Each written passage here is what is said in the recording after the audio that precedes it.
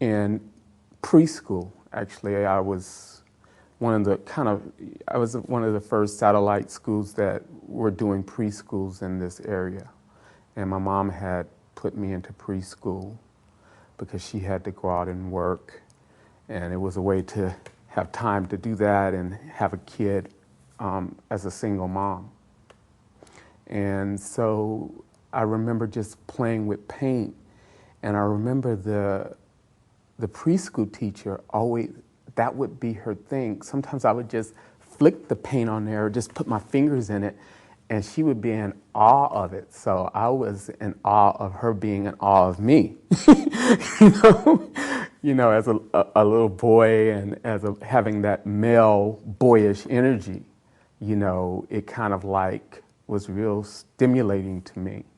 And then as well, being surrounded by females, and I'm not saying having a physical sexual things with them, but whenever somebody acknowledges you in certain ways, of positiveness, where there's so much negativeness, you can definitely feel good when that happens, So I think, times when I recall my mom just cooking, and she would, to get me and my younger brother out of her hair, who he was a ball of energy, and I was a ball of energy, but I was a little bit more settled.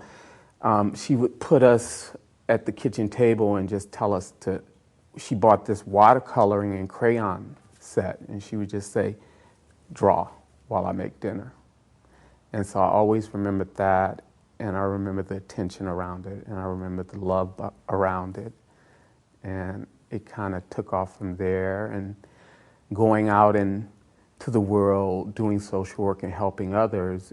And after I had the little health issue come up, I decided it was time to help myself. So then those first early memories of preschool, kindergarten, and my mom in the kitchen cooking translated back to me getting back into it, starting with what I really liked, which was cameras and videography, technical stuff, and getting into something that could take me away from that, like zone me out, give me a time to be somewhere else, or not even be in this place, because there are many different levels going on at one time. So that's what I recall. Those are great stories about the childhood. Did your parents die, or is that? Well, one of them has passed on. The other one is here. My dad is still alive. It's just that you mentioned how the Richmond Arts Center had that same supportiveness like you had as a child. I just was seeing some kind of a connection. Well, the women being very supportive and saying, you can do it, that kind of thing. I think we always look for whatever it was that starts us off in the beginning. And for me, what started me off in the beginning, they were just the women, the supportive, how women support each other. Sometimes if you're a single guy or a singular guy, they can be the same way towards you, and they kind of push you and they kind of support you in that way.